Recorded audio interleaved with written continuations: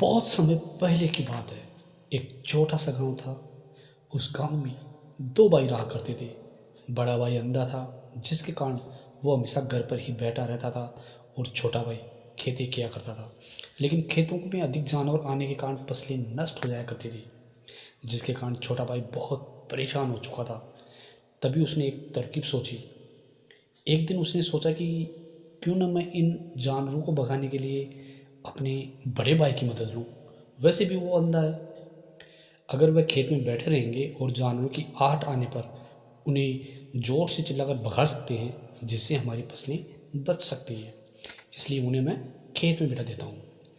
यह सब सोचकर विचार करने के बाद में उसने खेत में एक छोटी सी झोंपड़ी तैयार की, अपने अंधे भाई को उसमें बिठा दिया और उससे कहा, भैया यदि कोई जानवर की आहट आपको सुनाई दे तो ज़ोर ज़ोर से चिल्लाना।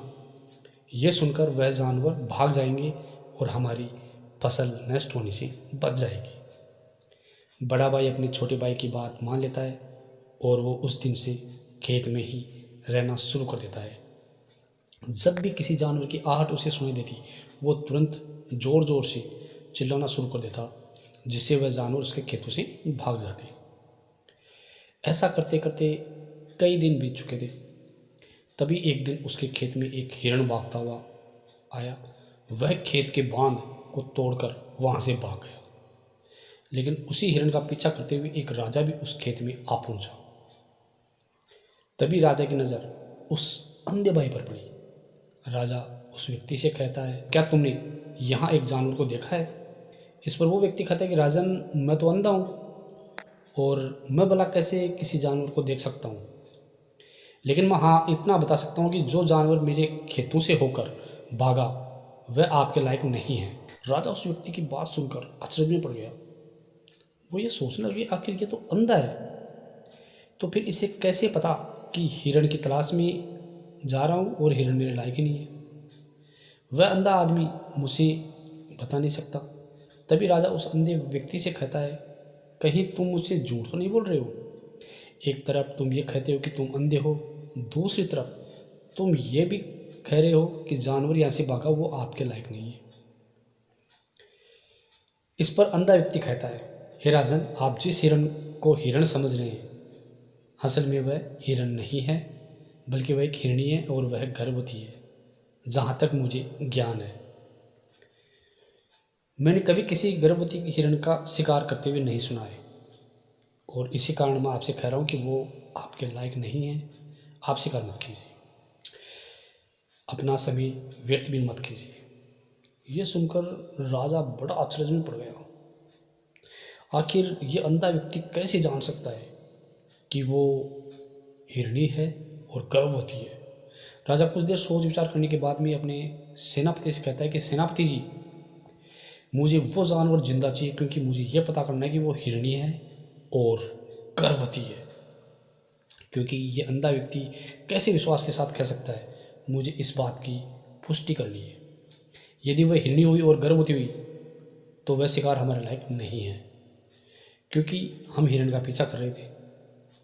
इसलिए जाओ पता करो कि क्या वो सच में हिरणी है। सेनापति राजा की आज्ञा लेकर चला गया, आगे बढ़ता गया। कुछ देर बाद जब वह वापस लौटता है तो वह राजा को कहता है कि हे राजन, इस अंधे व्यक्ति ने जो भी बातें कही है वो बिल्कुल सही है।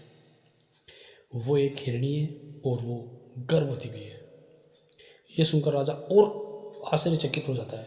उसे समझ नहीं आ रहा कि आखिर एक अंधा आदमी कैसे पता कर सकता है कि वह जानवर हिरणी है और वह गर्भवती भी है। भला एक अंधा आदमी कैसे देख सकता और कैसे जान सकता है? आखिर उसे ये पता कैसे चला? कई प्रश्न राजा के मन में उभरने लगे। अब राजा ने ठान लिया था कि मुझे इस बात तक पहुंचना है कि आखिर अंधा आदमी कैसे जानता है कि वह जानवर एक हिरणी है। यह सोचकर अंधा आदमी के पास जाता है और अंधे आदमी से राजा कहता है कि देखो, मैं नहीं जानता कि तुम सचमुच अंधे हो या नहीं, लेकिन मैं ये बात जानने आया हूँ कि तुम मेरे प्रश्न का उत्तर सही जवाब दोगे। अंधा व्यक्ति कहता है, हे राजन, आप जो भी पूछना चाहते हैं मुझसे पूछ सकते हैं। मैं आपको बिल्कुल सही जवाब दूंगा।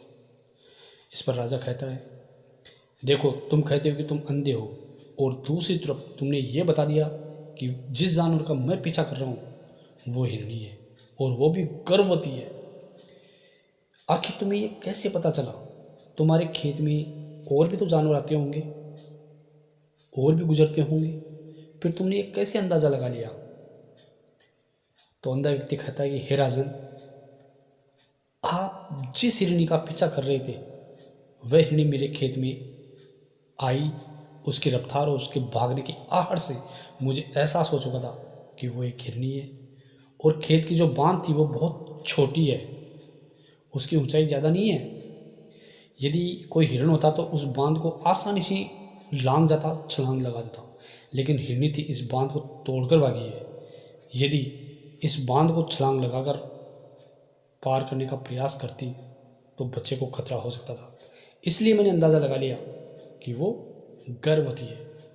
इस कारण ज़्यादा छलांग न लगाकर उसने खेत की बांध को तोड़ते हुए भाग गई। इस पर राजा के मन में प्रश्न और उठा। राजा ने कहा, किंतु तुम्हें कैसे पता चला कि वो हिरनी ही है? और भी तो कोई जानवर यहाँ आ सकते हैं।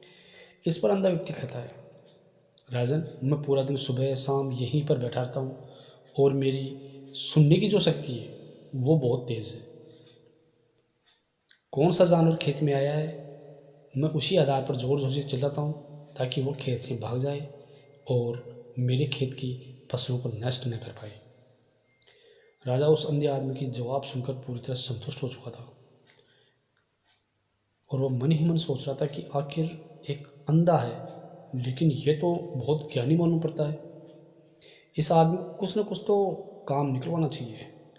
ये विचार करते हुए राजा वहाँ से महल की तरफ लौट आता है, और राजमहल पहुँचते ही उस अंधे व्यक्ति से कहता है, आप तो बड़े विज्ञानी व्यक्ति हैं, आपको किसी की बात का पता आसानी से चल जाता है।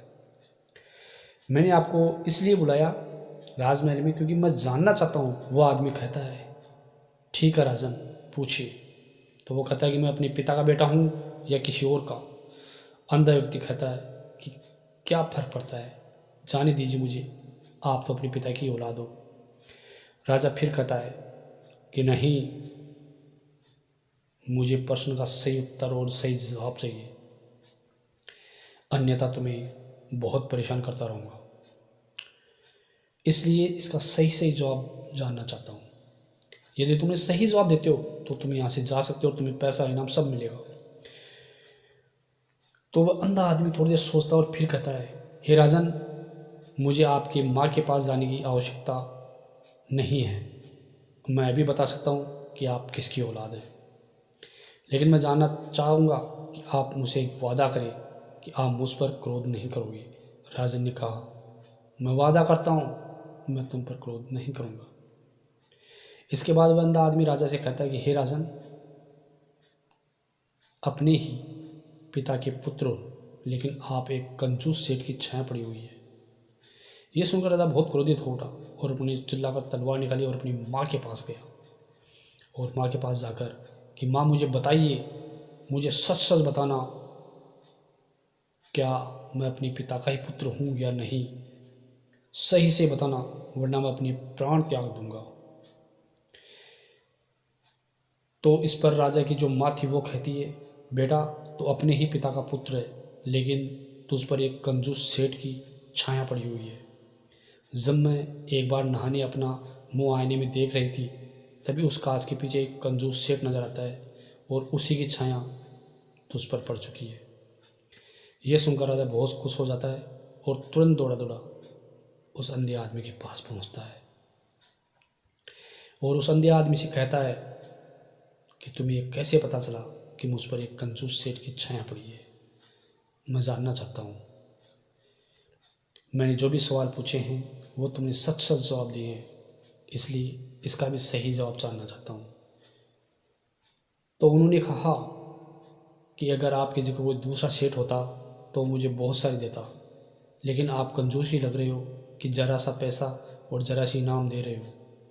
ये सुनकर राजा ज़ोर ज़ोर से हंसने लगता है और कहता है कि आप जो भी मांगोगे वह मैं आपको अवश्य दूंगा, लेकिन ये बताओ कि तुम्हें पता कैसे चल जाता है कि कौन सी बात सही है और कौन सी गलत।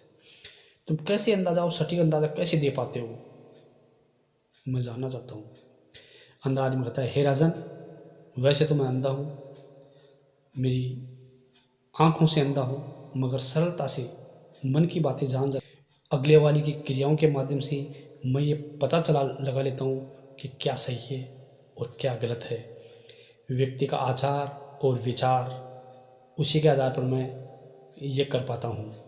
और एक निरंतर अभ्यास और जो क्रियाएँ हैं जो मैं निरंतर करता हूँ, निरंतर उसी चीज़ को मैं करता रहता हूँ, उसी में मेरा पूरा ध्यान है। क्योंकि मैं देख नहीं सकता, इसलिए मेरा ध्यान एकाग्रचित रहता है। और जब एकाग्रचित रहता है तो मेरा ध्यान स्थिर रहता है, और जब स्थिर रहता है तो मेरे अंतरात्मा की जो आत्मा है वो अंदर की शक्तियाँ जागृत होती है, और मुझे आभास हो जाता है कि क्या सही है और क्या गलत है।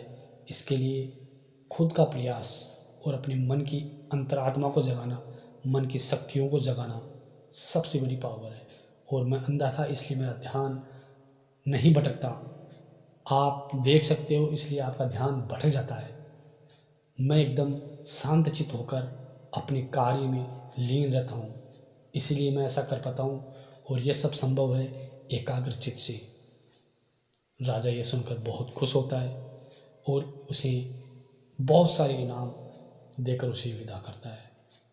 तो साथियों, कहने का मतलब यह था कि कोई भी व्यक्ति किसी के भी मन की बात जान सकता है, बस उसके लिए उसे निरंतरता चाहिए, एक अभ्यास चाहिए जो निरंतर एकाग्रचित्त होकर करे। अपने अंदर ढेरों शक्तियाँ छुपी हुई है, अपने अंदर बहुत सी ताकतें हैं, और उन ताकतों को जगाना कब जगाया जाता है? जब हमारा मन एकाग्र हो।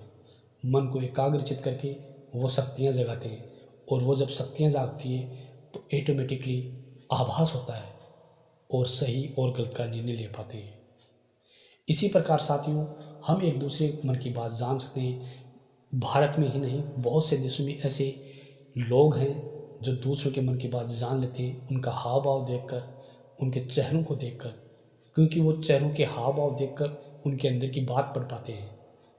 तो आप भी एक दूसरे के मन की बात जान सकते हो, सिर्फ और सिर्फ एकाग्रता और अभ्यास ज़रूरी है। तो साथियों, कैसा लगा हमारा ये वीडियो?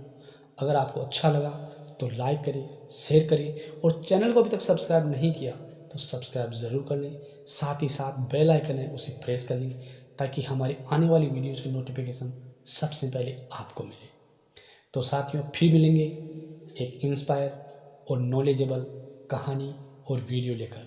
तब तक के लिए जय हिंद, जय भारत, वंदे मातरम।